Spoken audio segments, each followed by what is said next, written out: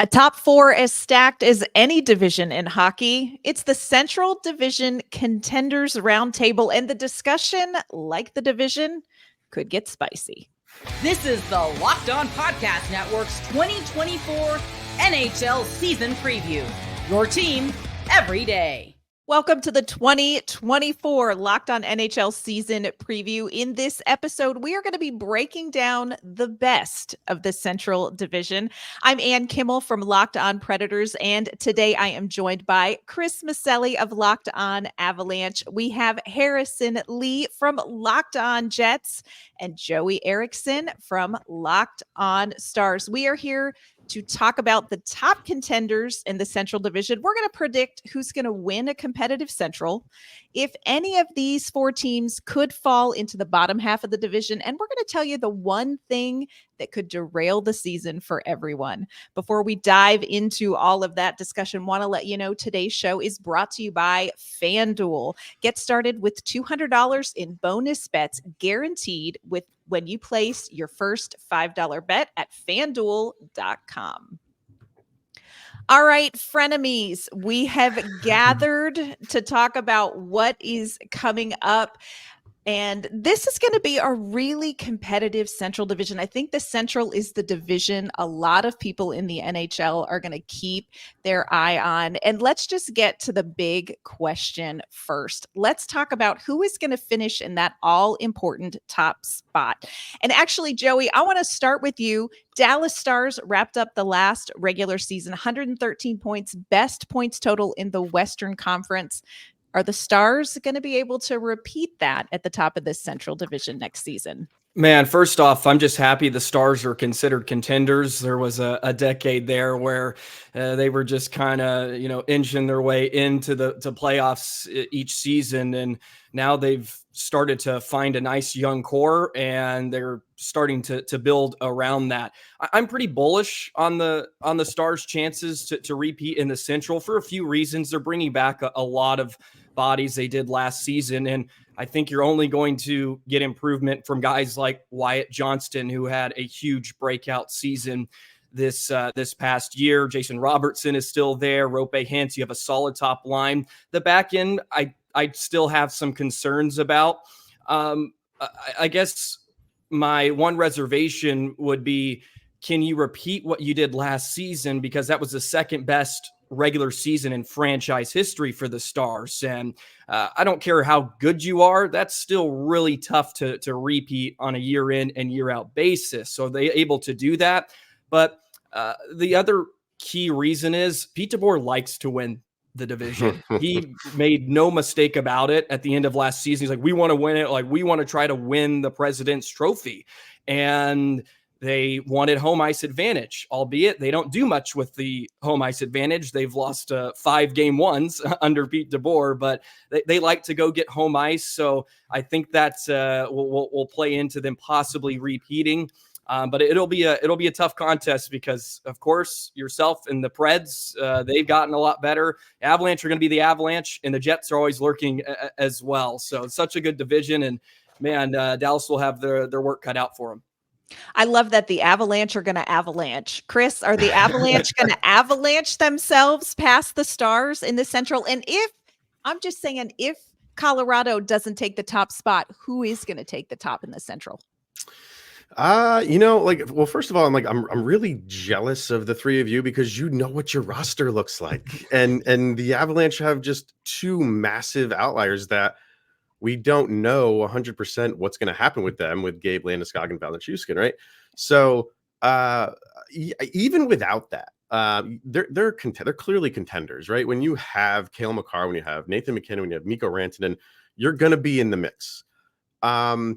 Joey said, Pete DeBoer plays for that first spot and plays for that President's Trophy. I'm not saying the Avalanche don't do that, but I think the Avs have taken the mindset of, yeah, we know we have skill. We know we're a good team, but it's almost like that Tampa Bay Lightning mindset of just get in the playoffs and we can be dangerous in the playoffs. So I think that's where more of their head is at, of just play the season out. We'll be towards the top of the division, or at least we should be. If we get Gabe Landeskog and Nichushkin back, which both of them should, like Kyle and I have talked about it many times. Like we're expecting both of them to come back. Can the Avalanche win the division? Yes, with an asterisk, but I do think this is still Dallas's to lose. But it's still going to be close at the top of the division, like it is every single year in every division. Yeah.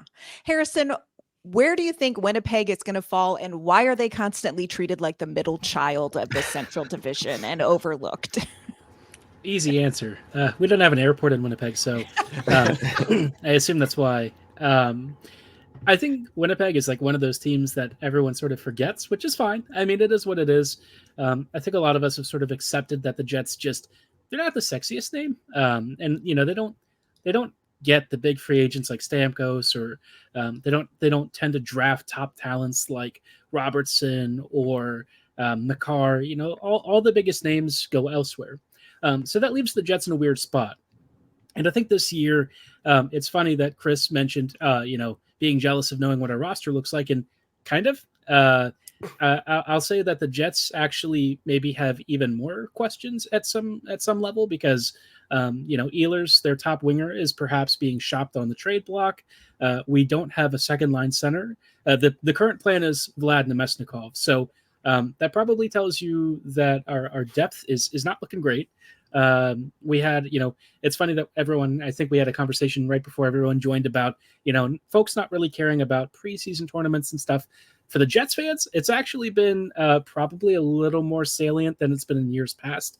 Brad Lambert and guys like that are certainly on the up and up. But I think for the Jets, the name of the game this year is uncertainty. I think this team has intrigue and potential. We're not going to be fighting for the top. That's sure for sure. I think the Jets are comfortably in I guess you could say a wild card spot if you're in the Central and you assume the Central takes either the top or both wild card spots. That's probably where I have the Jets. I think that they're a good team. I think that they're going to take a step back this year. I think Arneal, the new head coach, has some interesting directional changes that he wants to make.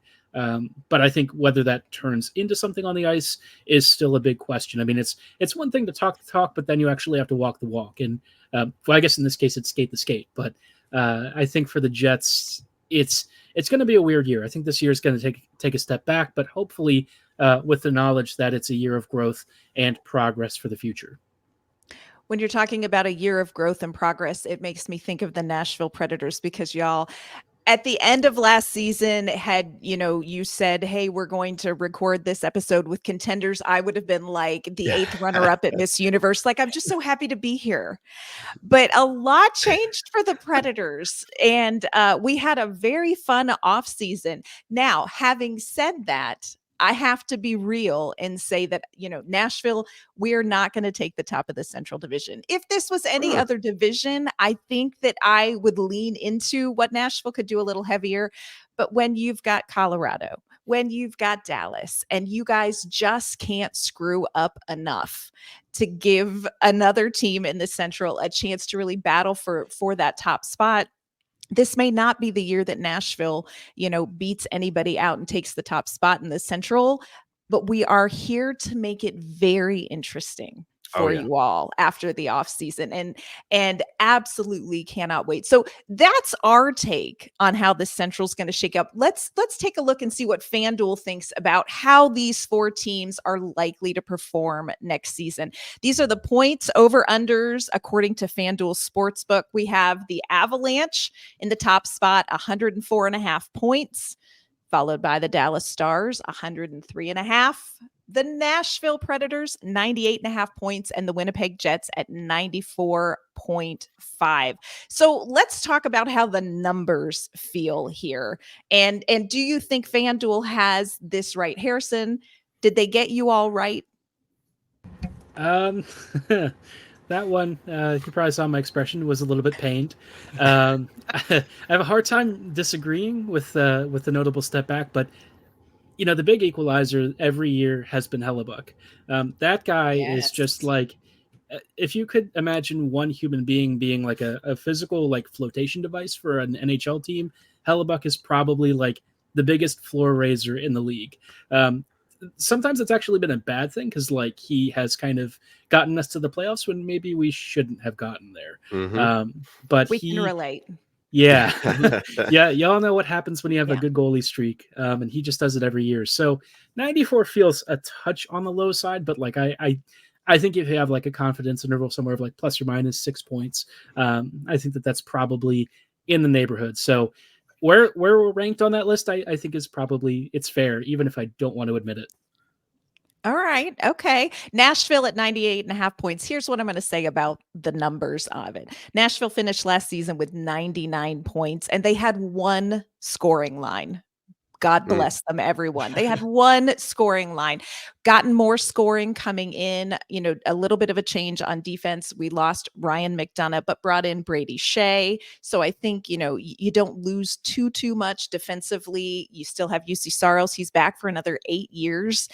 So I think if Nashville can get in the groove sooner than they did last season, I think they're going to do a little bit better than where FanDuel has them.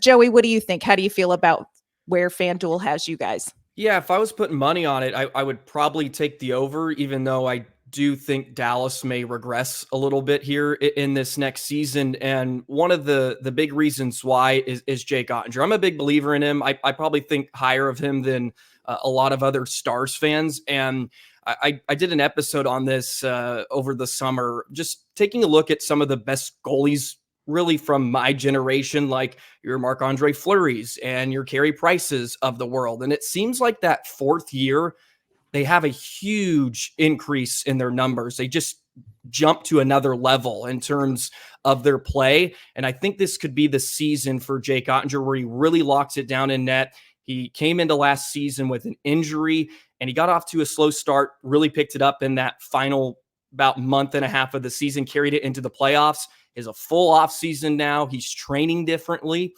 And I think he really locks it down. He gets to play a little more regular season games than he did last year. So I feel really comfortable about Dallas probably comfortably coming that over of 103.5 points or what it was. Yeah. All right, Chris, how about you? I think all these are low. Yeah. I did too. I Yeah. thought the same thing. I thought, do you not know us? Have you not met us? I mean, the Avs last year, 107 points and finished third. They haven't had 104 or the lowest. The last time they'd been in that area was 18-19, not including the COVID years when they had 90 points.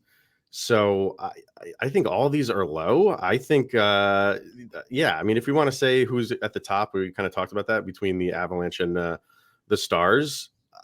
They got to be in the 110 and up. Win. Yeah, right. I think they're all low.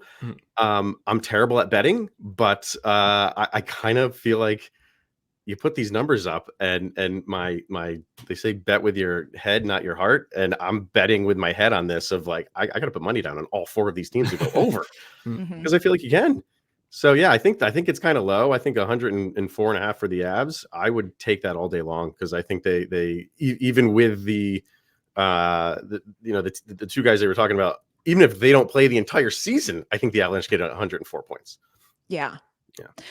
Numbers, a lot goes into coming up with those. Another thing that goes into how successful a team is the offseason. Y'all, this is going to be one of my favorite things we're going to talk about today on this. We're going to tell you which offseason moves will make the biggest difference for our respective teams. We're also going to share who we see as being our team's breakout candidates. This special Central Division Contenders episode is brought to you by Game Time. If this hockey talk has you thinking about getting to an NHL game, or if you're just looking to make some fall memories at an upcoming event, you have got to check out Game Time. Game Time makes buying tickets to your favorite sports, concerts, theater, or comedy quick and easy. They have a new feature called Game Time Picks that filters out the fluff to show you only incredible deals on great seats, so you don't waste time searching through thousands of tickets. Game Time also gives you a view from your seat, and when you switch on the all-in pricing feature, you'll know exactly what you're paying for before you hit that checkout. Take the guesswork out of buying tickets with Game Time. Download the Game Time app, create an account, and use code LOCKEDONNHL for $20 off your first purchase. Terms apply. Again, create an account and use code LOCKEDONNHL for $20 off your order. Download Game Time today. What time is it? game time.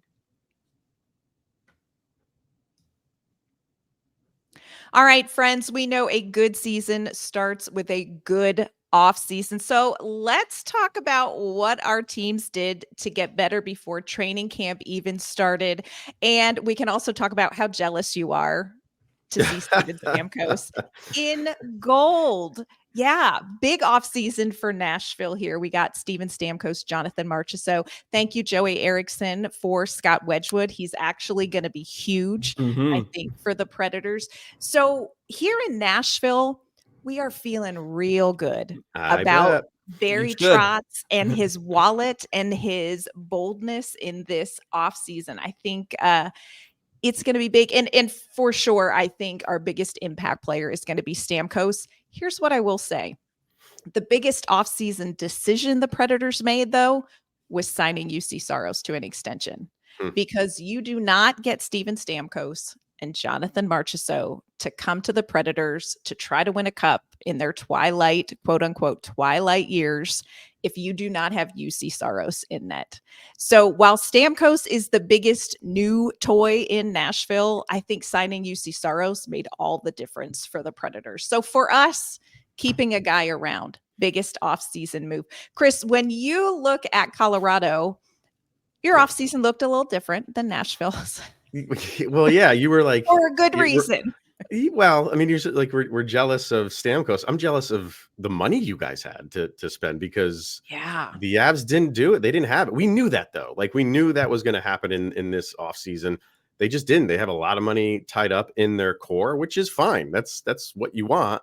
And what the Avs have done the past few years is just plug holes where they have a guy that's gone. They'll go out and find someone low AAV, low term, and let's see what you can do for a year or two. And that's really what they did. And so that's kind of like a big question mark for the Avalanche. Do these guys work out? Because if they don't, you're kind of stuck. Yeah, you can make some trades here and there, and their prospects are not. I mean, they're like anybody else. Like they're top prospects. You have a lot of expectation for them, but it dies out really quick after like your first 2 or 3 guys for the Avs. So they can't rely on that. But the guys that they brought in, I kind of like. I think one of the more low key moves that they made, because it was only a 1 year, less than $1 million deal, was for Oliver Shillington from Calgary. So I think, I mean, he's going to be your Harrison's nodding. Harrison knows. So I think he's going to be your third pairing guy, which is fine, but he fits what they do defensively. Speedy guy, athletic guy, offensive minded guy, but he can play defense. So that was a big move for them, and keeping Jonathan Drouin for another year, and as well as Casey Middlestat. Both were unrestricted free agents, but it wasn't this big to do for the Avalanche in the offseason. It was expected. You plugged holes where you needed to, and now let's see if they work out for you. It's exciting to spend a lot of money. Take it from me, watching Barry Trotz spend a lot of money. But if you spend your money wisely, it doesn't make any difference because, you build a winning team in the end. So while our off seasons may look different, they're both hoping for the same outcome. Harrison, what was the biggest off season decision made for the Winnipeg Jets? Well, we got a Jets themed neon snapback giveaway night coming up this year. That's probably our biggest acquisition. Sign me up. I'm gonna go to Winnipeg in the airport that doesn't exist just to get that. I mean, look, this off season, I think in some ways similar to what the Avs were doing, which is keeping the guys that you needed to. Dylan DeMello signing a long-term deal. The AAV was a little bit high, but he's a new dad, so I really can't complain. You got to get that family money. And he's been a really important part of our team for several years now. Kind of the stabilizing force on the blue line next to Morrissey. So I was happy about that. I think the biggest thing was, if you've ever seen those obstacle course competitions, dodging big blocks, that's kind of what the Jets did.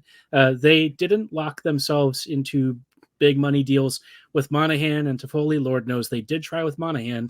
And that, as much as I really enjoyed Sean here, and I think he's a great player, I think the Avs basically showed us what happens when you have skates made of lead. So Winnipeg kind of got skated in circles around, and I think the Jets they're just at a point where they need to move forward and transition to a speedier, faster, more vertical game. And I think that's where the Jets have tried to move. I will say, I am, Chris, very jealous. I'm a Shillington fanboy. There's the old joke. I'm not going to repeat the full one because this is a G-rated show. But everyone always remembers Barzal, Connor, and Shillington for Boston back in the day. And he was one of my most hyped prospects that I wish the Jets could have picked up. But then you guys also got Brandstrom, and I'm just like, these are the kinds of signings that I felt would have been perfect for the Jets. I was really hoping Winnipeg would do kind of like these low risk buys, but I mean, it is what it is. As long as they don't get like sucked into really stupid deals, that's probably the biggest thing. And now we're just waiting for Cole Perfetti to sign his extension, whether it's a bridge or a long-term deal. That I think is going to set the tenor for really the upcoming season. And based on the fact that he continues to show up to camp, he's doing media tours and stuff. For somebody who's in a contract dispute, you would not imagine that there's a labor disagreement. He is like ready to be a Jet, which, hey, given recent events with some of our prospects and stuff, that is pretty darn refreshing. I will say this quick, Harrison. Don't give up hope on getting somebody like I think they're gonna be happy with Shillington, but someone like Brandstrom in a trade down the road, because the Avs went defense heavy in who they signed. And if they do get Landeskog and I'm blanking here. I'm sorry. If they get Landeskog and who's suspended? What? Nichushkin. Sorry, there's so many names I'm throwing out here. If they both come back, the Avs have a cap issue, and there might be some trades in that they need to unload a contract or two here, and some of these guys that they brought in excess might have to go out. So don't lose complete hope. And I love what you said, Harrison. Sometimes doing nothing there is wisdom in avoiding the pitfalls as well. And, Predators fans, we've seen some big contracts that don't pan out, usually around the 8 million AAV value. I'm just throwing that number out.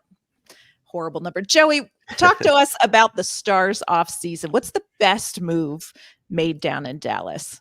Yeah, I do want to preface this. I don't think the Stars are falling off the planet by any stretch of the imagination. I don't want to be whining here since the Stars are at the top of the division. But I thought it was a disappointing summer in terms of expectations from Stars fans on July 1st. You are very disappointed in losing a guy like Chris Tanev, who just kind of came in and solved all of the Dallas Stars problems on the back end. Toronto gave him all the money in all the years. Dallas was never going to match that. So you knew he wasn't going to come back, and Dallas did get something for him. So I credit the Stars for at least getting something in return. But it was disappointing who they went out and got. I was hoping for the Matt Roys of the world. I was hoping for the Dylan DeMellos of the world, the Montours. I wanted one of those big fish. And they went out and got Ilya Lyubushkin and Matt Dumba, who are solid role players, and you need guys like that at the depth of your lineup. I don't know if they're necessarily going to thrive in what they could be thrown into, which could be a top 4 role here in Dallas, but hopefully they figure it out. And general manager Jim Nill came out today actually and said he thinks they're better from where they were day one last year.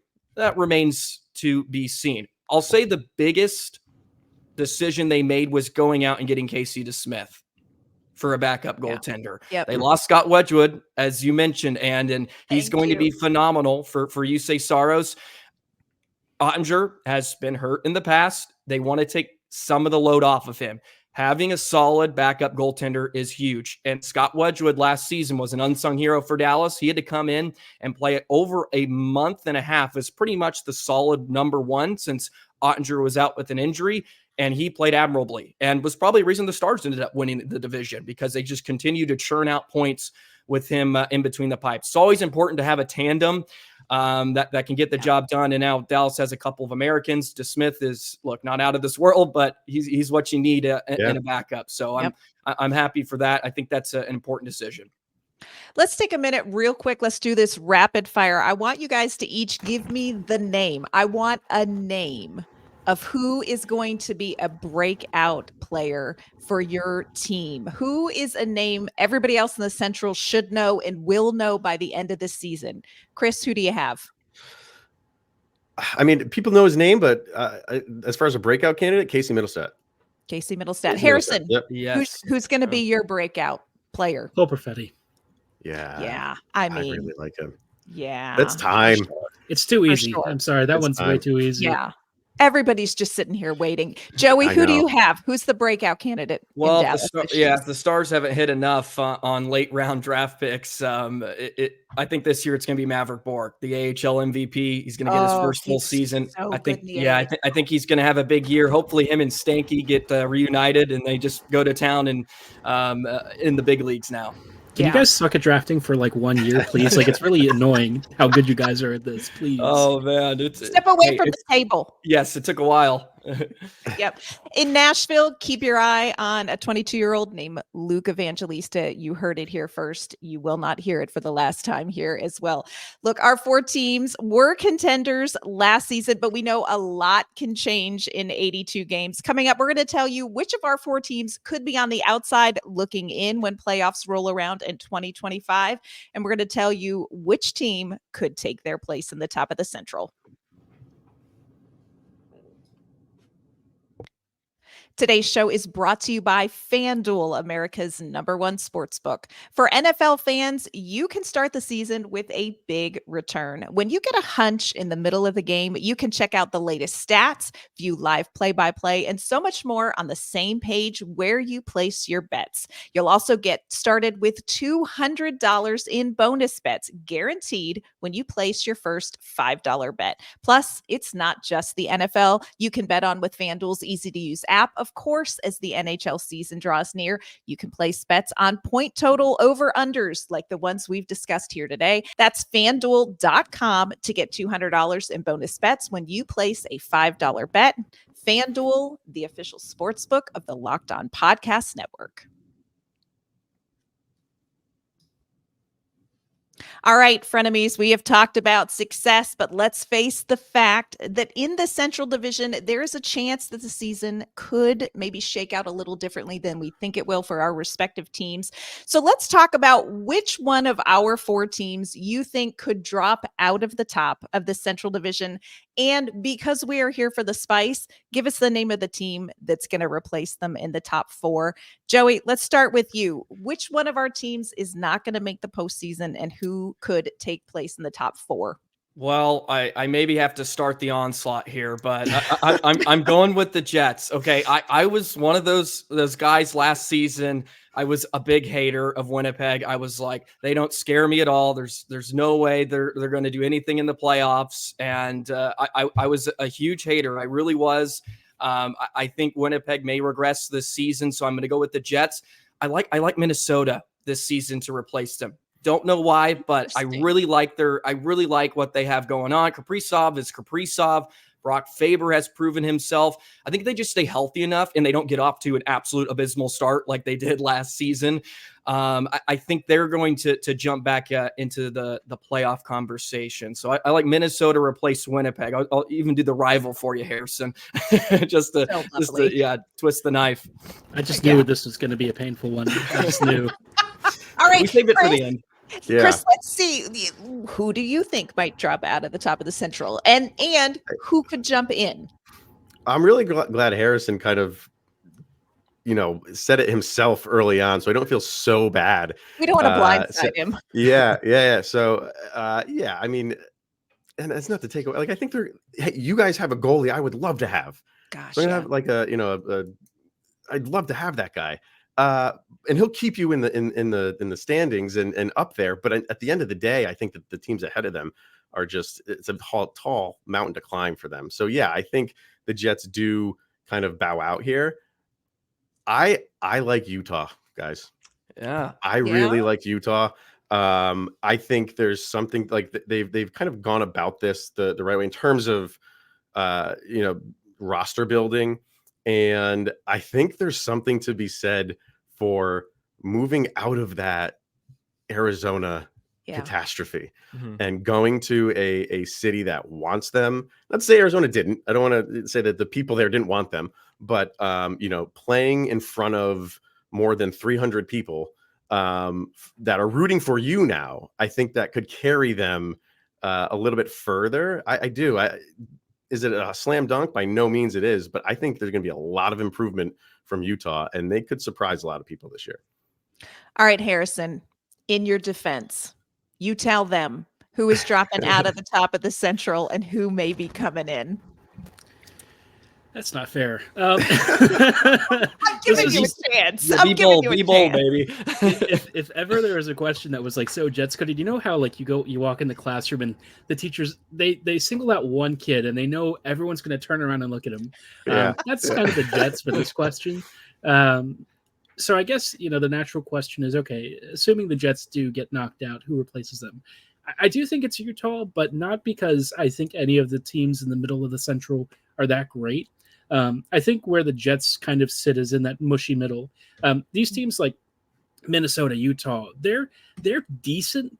The thing is like either they're lacking offensive star power, they're lacking something a little bit up front, or maybe in the depth department. It's funny, Chris said you have a goalie we'd love to have, and I'm like, you guys have like a third of a roster we'd love to have. The Jets are kind of in that weird spot. I think the thing for Winnipeg that's a really big question is what happens with the rookies. They're a little vet heavy right now, and a lot of the guys. I love guys like Iafallo, Appleton, players like that, but the whole offseason they kind of talked about the Jets being 5 to 10% better. So this is where, kids like Brad Lambert kind of need to cut their teeth and take us to new heights. But I just don't think it's going to be this year. I do think, everyone's probably right about us getting knocked out of the top 4. But Utah, Minnesota, you could probably flip a coin. It wouldn't surprise me if the Blues do more double magic and somehow end up in that spot because it's St. Louis. They just don't die. I don't know what it is with that team. They just don't. Like if you said like the Preds are like one of those perennially there teams, the Blues are like the ones that just haunt your ghost. They just won't leave you alone. Yeah. I am so relieved that you all said Winnipeg because I was afraid I was going to be the kid. No. That you all were saying. So you let us all fall on the grenade first before I surely did, y'all. I surely did. Thanks for that. Yeah. I'm a little nervous about Nashville. And here's what I would say. Mad respect to the Jets because I agree with you, Harrison. You have a goaltender that is a life flotation device for that team. And I think Connor Hellebuck alone on the ice versus a team could keep Winnipeg in the mix. But I think Nashville's on that upward trajectory. So I'm going to say delicately and gently with respect, Winnipeg out. And I'm going all in on Utah, strictly on vibes, y'all. Yeah. Strict vibes. 100%. Clean slate, new city, new uniforms. Nashville has seen what Clayton Keller can do firsthand. He is just a killer for us. And we love Connor Ingram, former Nashville Predator, good goaltender. So I'm going to say Utah. Let's wrap this up. I want each of you to tell me rapid fire. What is the one thing that could derail your hopes for this season? Harrison?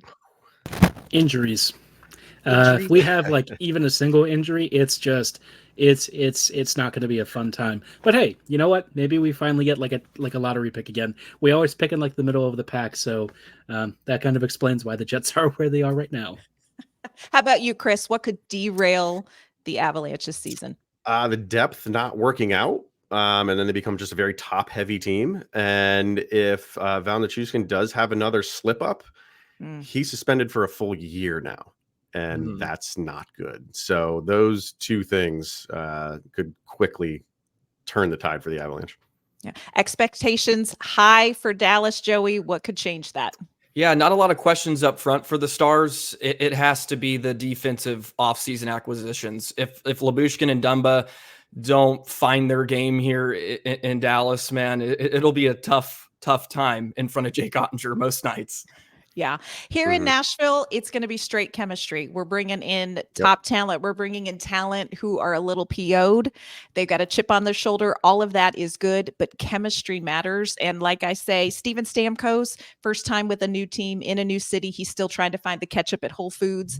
It's going to take some time to build that chemistry. So I think that's what we're going to have to watch. It is going to be an exciting division. These 4 teams have a lot to prove in a competitive Central Division. So we're going to have to keep our eye on how this all pans out. Some of us are going to look really, really smart at the end of 82 games, and some of us may not. We're going to have to see how that goes. But you heard our thoughts here, hockey fans. This is how your local experts see the Central shaking out. We're going to find out the reality over the next 82 games. It's going to be a great season. Good luck to all of you and your teams, of course. We will regroup for crossovers as we go.